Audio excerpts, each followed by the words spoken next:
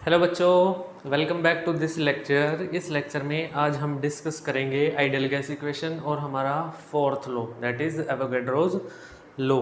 चलो स्टार्ट करते हैं विदाउट वेस्टिंग अवर टाइम। हमारा fourth law that is Avogadro's law,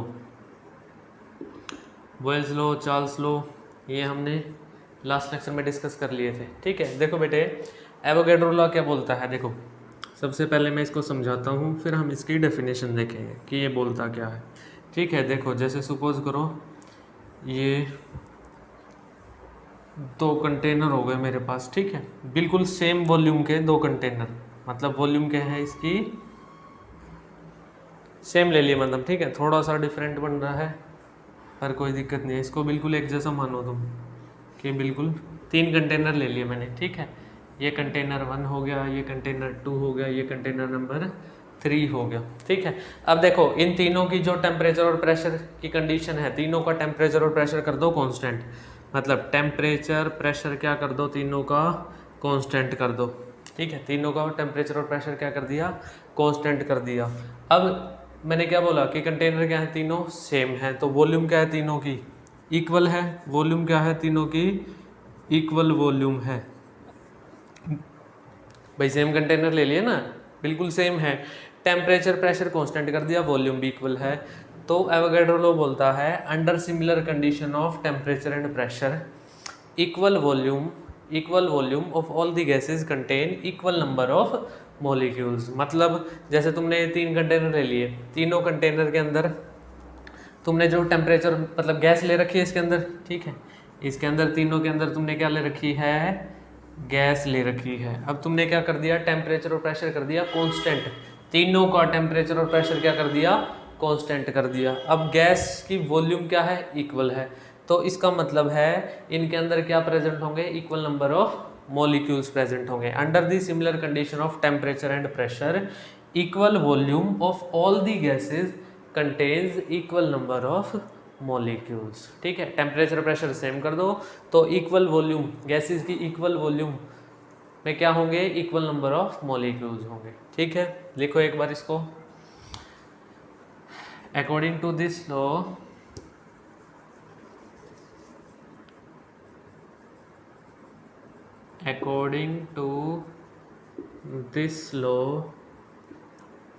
under the similar condition of temperature and pressure equal volume of all the gases contain equal number of molecules। भाई equal number of molecules का मतलब moles उतना ही है, equal number of moles है, तो मतलब क्या हो गया, देखो under constant temperature and pressure equal volume of all the gases contain equal number of molecules. मतलब वॉल्यूम क्या है, डायरेक्टली प्रोपोर्शनल टू n है, ये क्या है हमारा मोल्स है। कब, at constant temperature and pressure, ये है हमारा एवोगैड्रोज लॉ। ठीक है, टेम्परेचर और प्रेशर कर दिया हमने कांस्टेंट। जब हम सारी गैसेस का, जितने भी हमने अलग अलग कंटेनर लिए हैं, उनका टेम्परेचर प्रेशर अगर हम कांस्टेंट कर दें तो उनकी सेम वॉल्यूम में, सेम वॉल्यूम, ठीक है 2 लीटर वो गैस ले रखी है, 2 लीटर वो गैस ले रखी है, 2 लीटर तीसरी गैस ले रखी है, तो सेम वॉल्यूम में उनके क्या होंगे, सेम मॉलिक्यूल्स। मॉलिक्यूल्स मतलब मोल्स हो गए ना, सेम मोल्स हैं तो मॉलिक्यूल्स हो गए। ठीक है भाई, 1 मोल है, 1 मोल का मतलब कितना होता है 6.022 इंटू 10⁻23। ठीक है, पार्टिकल्स, गैस के केस में हम क्या बोलेंगे कि मॉलिक्यूल्स। ठीक है, समझ आ गया। टेम्परेचर प्रेशर कांस्टेंट है, वॉल्यूम सेम है, सेम वॉल्यूम है तो उनके अंदर क्या मिलेंगे, इक्वल नंबर ऑफ मोल्स, यानी कि इक्वल नंबर ऑफ मॉलिक्यूल्स मिलेंगे। Volume is directly proportional to n हो गया है हमारा। ठीक है बच्चों, अब देखो 1 मोल ऑफ गैस में कितने होंगे, इतने मॉलिक्यूल्स होंगे। अब मोलर वॉल्यूम एक टर्म होती है मोलर वॉल्यूम। मोलर वॉल्यूम क्या होती है, the volume occupied by, volume occupied by 1 mole of gas। 1 mole of gas जितनी वॉल्यूम ऑक्यूपाई करेगी उसको क्या बोलते हैं, मोलर वॉल्यूम बोलते हैं उसको, ठीक है, उसको क्या बोलेंगे हम, मोलर वॉल्यूम बोलेंगे, ठीक है।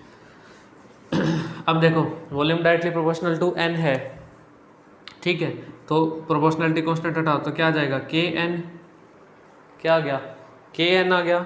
अब नंबर ऑफ मोल्स हैं, number of moles V is equals to K, number of moles को हम कैसे लिख सकते हैं, मास अपॉन में मोलर मास, ये लिख सकते हैं ना, V क्या है हमारा, V इज इक्वल्स टू के एन आ गया, डायरेक्टली प्रोपोर्शनल था, प्रोपोर्शनलिटी कांस्टेंट आया तो कांस्टेंट आ गया। नंबर ऑफ मोल्स है, नंबर ऑफ मोल्स क्या होता है, मास ऑफ सब्सटेंस बाय में मोलर मास, ये बड़े एम से क्या डिनोट कर रहे हैं, मोलर मास को डिनोट कर रहे हैं, ठीक है। अब इसको इस तरफ लेके आओ तो क्या बन जाएगा, m इज इक्वल्स टू के एम बाई में v, और मास बाय वॉल्यूम क्या होती है बच्चों, डेंसिटी, मास बाय वॉल्यूम क्या होती है, डेंसिटी, तो क्या आ जाएगा तुम्हारा m इज इक्वल्स टू के डेंसिटी, ये हो गया मोलर मास ऑफ गैस, क्या आ जाएगा ये, मोलर मास ऑफ गैस, और ये क्या है तुम्हारी डेंसिटी ऑफ गैस, और साथ में क्या है कोई कांस्टेंट, मतलब m is directly proportional to d, मतलब तुम्हारी गैस की डेंसिटी बढ़ जाएगी कब, अगर उसका मोलर मास बढ़ेगा, ठीक है। अगर तुम्हारी गैस का मोलर मास बढ़ेगा तो उसकी डेंसिटी हो जाएगी ज़्यादा, जैसे देखो एक है तुम्हारी O2, एक है तुम्हारी CO2 और एक है तुम्हारा H2O, ठीक है। अब देखो मोलर मास क्या है इसमें कितना आ जाएगा, इसका मोलिकुलर मास 32, इसमें कितना 44, इसमें कितना 18, ठीक है। H2O तो लिक्विड है ना, लेकिन वेपर्स अगर हम इसके लें तो, ठीक है, ये गैस है, इसके हम वेपर्स ले लें तो इनमें सबसे ज़्यादा हैवी कौन है, CO2 है, जिसका मोलर मास ज़्यादा, उस गैस की डेंसिटी भी क्या होगी, ज़्यादा होगी, ठीक है। समझ में आई बात, चलो ये हमने निकाल दिया था कि कैसे मोलर मास डेंसिटी से रिलेट करता है।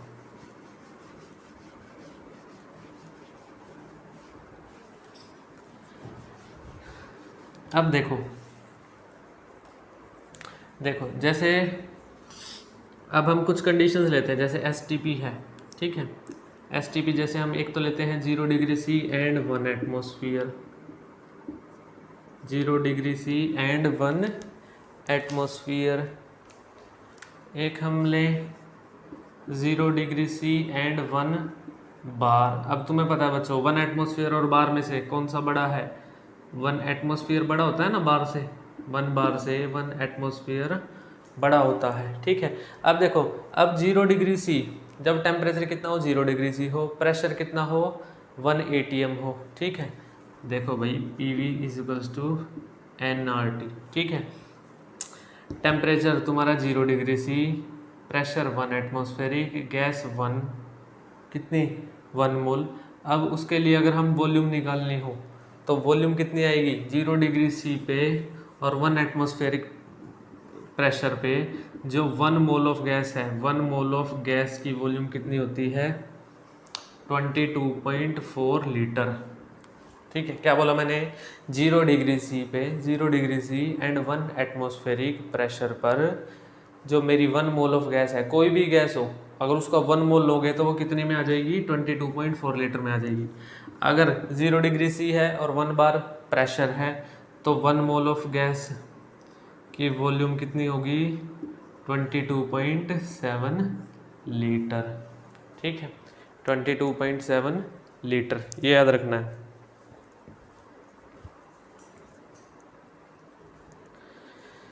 ठीक है, ओके।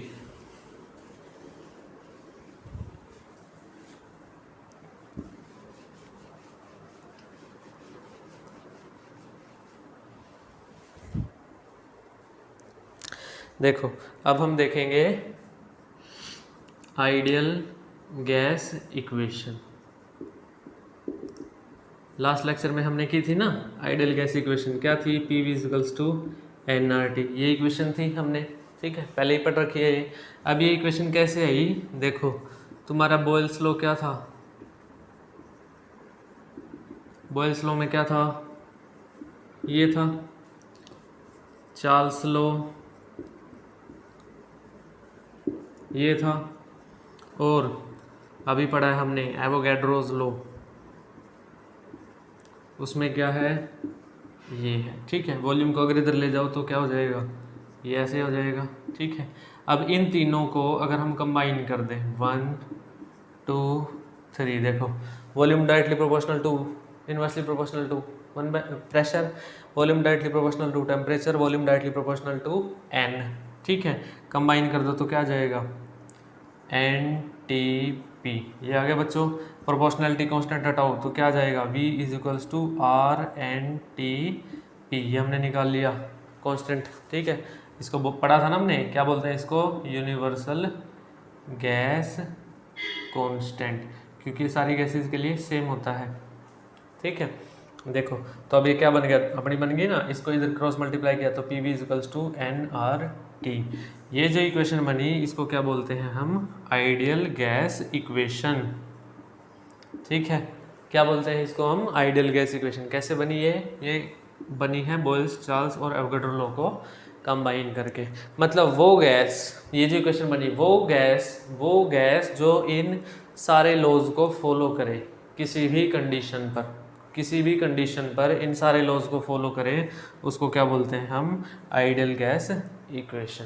ठीक है, ideal gas is a gas, हालांकि आइडियल गैस क्या है, एक हाइपोथेटिकल गैस है, रियलिटी में कोई भी गैस आइडियल गैस नहीं होती, लेकिन फिर भी अगर हमें डिफाइन करना हो आइडियल गैस को तो हम कैसे डिफाइन करेंगे, ideal gas is a gas which obeys all gas laws at any condition. किसी भी कंडीशन में गैस लॉज को फॉलो करें, उसको क्या लिखेंगे हम, क्या बोलेंगे, आइडियल गैस इक्वेशन। ठीक है, लिख लिया तुमने। ठीक है, अब देखो, अब इसमें जो आर है वो क्या है हमारा, यूनिवर्सल गैस कांस्टेंट है। अब इसकी डिफरेंट वैल्यूज होती है, आर की डिफरेंट वैल्यूज होती है, जैसे कि भाई देखो P V is equals to N R T है। अब आर की वैल्यू निकालनी है तो क्या बोलोगे तुम, P V by N T, ये बोलोगे ना। आर की वैल्यू निकालनी है तो P V by N T. ठीक है, आर क्या हमारा, universal gas constant, universal gas constant. अब देखो प्रेशर, वॉल्यूम, मोल्स और टेम्परेचर रखो यहाँ पे। अब देखो अगर तुम 0 डिग्री सी और 1 एटमॉस्फेयर पे मेजर करना चाहते हो, ठीक है, 0 डिग्री सी और 1 एटमॉस्फेयर पे तुम मेजर करना चाहते हो क्या, आर की वैल्यू तो कितनी आएगी देखो, और 0 डिग्री सी और 1 एटमॉस्फेयर तुम कितनी गैस, कितनी गैस ले रहे हो, 1 मोल ले रहे हो, और 1 मोल की अभी हमने देखा 1 मोल की कितनी वॉल्यूम बनती है 0 डिग्री सी और 1 एटमॉस्फेयर पे 22.4 लीटर। तो जब सारी चीज़ें इसमें पुट करेंगे, आर में क्या पुट करेंगे, प्रेशर हम 1 एटमॉस्फेयर, वॉल्यूम क्या पुट करेंगे 22.4 लीटर, एन में 1 मोल, और टेम्परेचर 0 डिग्री सी मतलब केल्विन में 273 केल्विन। तो ये कितना आएगा बच्चों, ये आ जाएगा 0.0821। ठीक है, ये आ जाएगा हमारे पास 0.0821 लीटर एटमॉस्फेयर पर केल्विन या पर मोल पर केल्विन। ठीक है, आगे पीछे कुछ भी लिखो, यूनिट तो ये है ना इसकी। प्रेशर क्या था, एटमॉस्फेयर में, लीटर में, मोल में और केल्विन में। तो ये आ जाएगी आर की वैल्यू। ठीक है, इतनी, are is equal to 0.0821।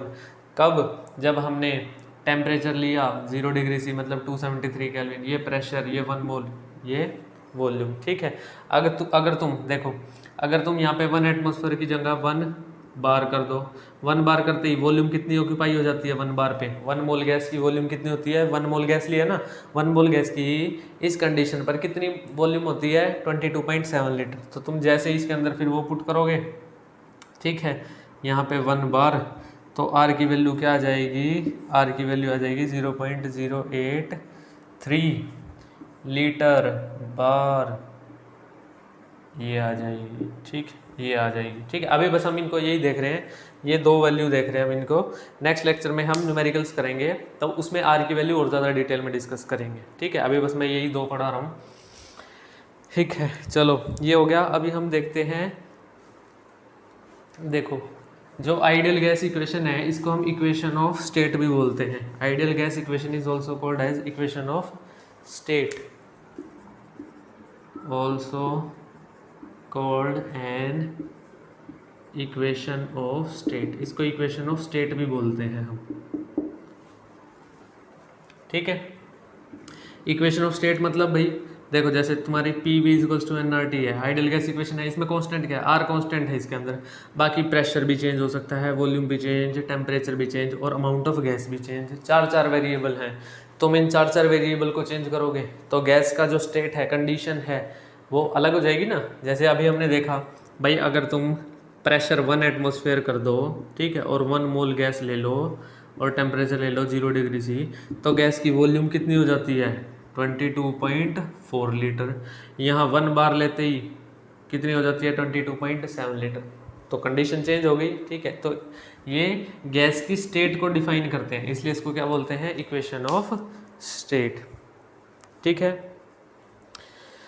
Because it describes the state of the any gas, that's why it is also called as equation of state, ठीक है। चलो अब एक और इक्वेशन है हमारे पास, कंबाइंड गैस लो। लिखो heading combined gas law. Combined gas law भाई, देखो तुम्हारे पास आइडियल गैस इक्वेशन है P V equals to N R T, ठीक है। P V equals to N R T है। अब तुम क्या करो, तुम सेम अमाउंट ऑफ गैस ले लो, ठीक है। सेम अमाउंट ऑफ, जैसे इसमें क्या ले ली, कुछ पर्टिकुलर मतलब गैस क्या ले ली, इसके अंदर गैस ले ली, वो क्या कर दी, फिक्स कर दी, उसकी अमाउंट क्या कर दी, fix, gas with fixed amount. Amount तुमने ले ली और फिक्स कर दी, यानी कि एन कर दिया तुमने कांस्टेंट। आर क्या है तुम्हारा, कांस्टेंट। तो तुम वेरी किस किस को कर सकते हो, प्रेशर को, वॉल्यूम को और टेम्परेचर को वेरी कर सकते हो ना, ठीक है भाई। प्रेशर, वॉल्यूम और टेम्परेचर को वेरी कर सकते हो। एन आर क्या है तुम्हारा, कांस्टेंट है, तो इसको ऐसे लिख सकते हैं हम, P V by T is equals to N R, ठीक है। समझ में आ गया भाई। राइट हैंड साइड वाली चीज़ क्या है, कांस्टेंट है, ये लेफ्ट हैंड साइड आ गया तुम्हारा। तुम लेफ्ट हैंड साइड में कुछ भी छेड़खानी करो, P1 V1 T1 इनको कितना भी चेंज करो, मल्टीप्लाई और डिवाइड करने के बाद हमेशा क्या आएगा तुम्हारे पास, कुछ ना कुछ कांस्टेंट आएगा। तो इसको ऐसे लिख सकते हैं हम इसको, ठीक है। वही आ गया ना, सेम जो बॉयल्स लॉ वगैरह में पढ़ा था, देखो। तो इसको कैसे लिख सकते हैं, P1 V1 by T1 is equals to P2 V2 by T2, क्योंकि राइट हैंड साइड क्या थी, कांस्टेंट। इसी को क्या बोलते हैं, कंबाइंड गैस लॉ, ठीक है भाई। बॉयल्स लॉ पढ़ा था ना तुमने, प्रेशर ये था, ठीक है, ये क्या आ गया था, कांस्टेंट, ये इधर ले गए थे, प्रोपोर्शनलिटी कांस्टेंट आ गया था, दो चीज़ों का प्रोडक्ट कांस्टेंट आ रहा था, तो तुमने लिख दिया था P1 V1 is equals to P2 V2। Initial condition है, उसमें कुछ चेंज करेंगे तो फाइनल कंडीशन बन जाएगी, फिर भी प्रोडक्ट क्या रहेगा, सेम रहेगा। तो वही चीज़ यहाँ पे कर दी हमने, P V by T is equals to N R था, एन आर में दोनों क्या थे, कांस्टेंट, यानी इन दोनों का प्रोडक्ट डिवाइड बाय टेम्परेचर हमेशा क्या रहेगा, कांस्टेंट रहेगा, ठीक है। तो तुम्हें अगर एक कंडीशन दे दी, फिर तुमने प्रेशर और वॉल्यूम चेंज कर दिया, और मैं तुमसे बोलूँ अब बताओ टेम्परेचर कितना होगा, तो इस इक्वेशन का यूज़ करके निकाल सकते हो। P1 V1 by T1 equals to P2 V2 by T2। इसको क्या बोलते हैं बच्चों, कंबाइंड गैस लॉ बोलते हैं इसको, ठीक है। देखो बच्चों, अब हम डिस्कस करेंगे relation between density and molar mass of gas. देखो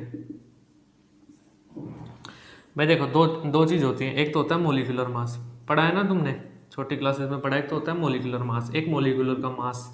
मोलिक्यूल का मास जैसे CO2 है, CO2 का कितना लिखेंगे हम, 44U, ठीक है। एक होता है मोलर मास। मोलर मास का मतलब है mass of 1 mole of a substance, ठीक है। CO2 1 मोल ले लो, 1 मोल का जो मास होगा कितना होगा, 1 मोल वही 44 ग्राम, ठीक है। तो ये होता है molar mass, mass of 1 mole of a substance, ठीक है। अब देखो, अब हम क्या करेंगे, रिलेशन देखेंगे डेंसिटी और मोलर मास ऑफ गैस में, ठीक है। ओके, देखो भाई, आइडियल गैस इक्वेशन क्या है हमारे पास, P V equals to N R T. हम आइडियल गैस इक्वेशन को थोड़ा सा रीअरेंज करते हैं, हम इसको लिखते हैं P by R T is equals to N by V, ठीक है। अब देखो जो तुम्हारा n है वो क्या है, m बाई में m, छोटा m क्या है, मास ऑफ सब्सटेंस, m क्या है, मोलर मास, ठीक है। अब ये पुट करो इसमें, तो क्या मिलेगा हमें, P by R T is equals to m by V, ये ठीक है। और ये क्या है बच्चों, ये है हमारी डेंसिटी। तो डेंसिटी आ गई कैसे, P by R T is equals to density by m, तो यहाँ से क्या आ जाएगा, D is equals to P M by R T, ठीक है। तुम्हारी डेंसिटी किसके इक्वल आ गई, density is equals to P M by R T, ठीक है। ये रिलेशन निकाल दे, देखो हमने डेंसिटी और मोलर मास के बीच में, density directly proportional to molar mass, कैसे देखो, अब देखो बच्चों ये आ गया relation D equals to P M by R T. अब तुम क्या करो, R कांस्टेंट है, उस गैस का टेम्परेचर भी कांस्टेंट कर दो और उस पर लगने वाला प्रेशर भी कांस्टेंट कर दो, ठीक है। अगर तुम डिफरेंट गैसेस ले लो, सेम उसका टेम्परेचर प्रेशर ले लो, ठीक है, तो जिस गैस का मोलर मास ज़्यादा उसकी डेंसिटी ज़्यादा, डेंसिटी क्या हो जाएगी, density directly proportional to m हो जाएगी, कब, जब बाकी के फैक्टर क्या हो जाएंगे, कांस्टेंट हो जाएंगे। ऐसे ही डेंसिटी क्या हो जाएगी, इनवर्सली प्रोपोर्शनल टू टेम्परेचर, जब उसका प्रेशर सेम हो, सेम गैस हो, मतलब मोलर मास कांस्टेंट कर दिया, R कांस्टेंट है ही है, तो density inversely proportional to temperature हो जाएगा। मतलब तुम टेम्परेचर बढ़ाओगे, गैस का टेम्परेचर बढ़ाओगे तो टेम्परेचर इंक्रीज करने से गैस क्या होती है बच्चों, एक्सपैंड होती है ना, पढ़ा था। टेम्परेचर बढ़ाओगे गैस होगी एक्सपैंड होगी, तो मतलब डेंसिटी क्या हो रही है, डिक्रीज, टेम्परेचर बढ़ाने से डेंसिटी हो रही है डिक्रीज, तो इन्वर्सली प्रोपोर्शनल हो गया, ठीक है। अब प्रोपोर्शनलिटी का कांस्टेंट हटाओ तो क्या आ जाएगा, D इक्वल्स टू कुछ K कांस्टेंट, ठीक, ऐसे ले लो, क्या हो गया कांस्टेंट और नीचे T, तो मतलब dt is equals to constant. और तुम्हें पता है दो चीज़ों का प्रोडक्ट जब कांस्टेंट हो और फिर तुम्हें एक ग्राफ बनाना हो किसके बीच में, डेंसिटी और टेम्परेचर के बीच में, तो कैसा आएगा, ऐसा, क्या बोलते हैं इसको, हाइपर रेक्टेंगुलर हाइपरबोला, ठीक है बच्चों, समझ आया ना। दो चीज़ों का भाई प्रोडक्ट कांस्टेंट है, डेंसिटी बढ़ाओगे तो टेम्परेचर कम हो जाएगा, टेम्परेचर बढ़ाओगे तो एक्सपैंड होके डेंसिटी कम हो जाएगी, ठीक है। दोनों का प्रोडक्ट क्या रहेगा, कांस्टेंट, तो D बाई टी का ये ग्राफ आ जाएगा। ये हमारा रिलेशन था density and molar mass of a gas, ठीक है। ये इंपॉर्टेंट टर्म है, ये याद रखना, ठीक है। Density is equals to P M by R T, ठीक है। देखो अब देखो बच्चों, अगर तुम्हारा देखो यहाँ से क्या निकलता है, P M is equals to D R T. अगर तुम टेम्परेचर कर दो कांस्टेंट, आर तो तुम्हारा है ही कांस्टेंट, ठीक है, और डेंसिटी भी क्या हो जाए, कांस्टेंट हो जाए, तो तुम्हारा पी एम क्या आ जाएगा, कांस्टेंट, ठीक है। पी एम क्या आ जाएगा, कांस्टेंट, तो फिर क्या बन जाएगा, P one M one is equals to P two M two, ये इक्वेशन बन जाएगी, ठीक है। ये ऐसे आएंगे इनके ऊपर न्यूमेरिकल, ये तुमको बहुत सारे न्यूमेरिकल मिलेंगे। P V equals to N R T में कुछ चीज़ों को दो जिनकी कांस्टेंट कर दो, बाकी को फिर ऐसे कर सकते हो, जैसे पी एम में क्या कर दिया, इन तीनों को कांस्टेंट कर दिया तो ये आ गया। अगर वो क्या करे, देखो अगर वो पी बाई डी ऐसे लिख दिया ना इसको, P by D R T by M, ये लिख दी मैंने इक्वेशन। अब वो आर कांस्टेंट कर दे, टी कांस्टेंट कर दे, एम कांस्टेंट कर दे, तो फिर क्या कर सकते हो तुम, पी बाई डी कांस्टेंट आएगा, तो मतलब P one by D one is equals to P two by D two. ये ऐसे ये रिलेशन निकाल सकते हो तुम बहुत सारे, ठीक है। दो चीज़ों को कांस्टेंट करो, बाकी चीज़ों को कांस्टेंट करो और उनका रिलेशन निकाल दो, समझ आया ना। यहाँ पे क्या किया, P M is equals to D R T था, इसको ही खोल लिया हमने, डी आर टी, तीनों कांस्टेंट कर दिए, तो पी एम कांस्टेंट आ गया, तो मतलब P one M one P two M two, कब, at constant density and temperature, R तो कांस्टेंट है ही है, तो ये रिलेशन हो गया। अगर तुम क्या कर दो भाई, अगर तुम constant at constant temperature and M, ये दोनों कांस्टेंट कर दिया, तो ये रिलेशन आ जाएगा बच्चों, ठीक है। समझ में आ गया, ओके। तो ऐसे न्यूमेरिकल करेंगे हम नेक्स्ट लेक्चर में। अब देखो जो नेक्स्ट लेक्चर आएगा वो 30 to 40 मिनट्स का होगा, और उसके अंदर हम क्या करेंगे, जो हमने 4 लॉज पढ़े हैं, ठीक है, सारे लॉज और आइडियल गैस इक्वेशन और ये वाला रिलेशन डेंसिटी PM/RT, इनके ऊपर हम क्वेश्चंस करेंगे। ठीक है, 7 to 8 क्वेश्चन करेंगे हम और 30-40 मिनट में हो जाएंगे। थोड़े ठीक ठीक से क्वेश्चन करेंगे कि कुछ सीखने को मिले। तो नेक्स्ट लेक्चर होगा हमारा क्वेश्चंस के ऊपर, और उसके बाद फिर हम करेंगे डेल्टन्स लॉ वगैरह। ठीक है, तो कल तुमको 2 वीडियो मिलेंगी, एक मिलेगी न्यूमेरिकल्स के ऊपर और एक मिलेगी तुम्हें डेल्टन्स लॉ के ऊपर। ठीक है, तो बच्चों आज के लेक्चर में इतना ही। आई होप कि तुम्हें सब कुछ समझ में आ गया होगा। I have tried my best to explain all the things in a very easy way. Okay, and thanks for watching.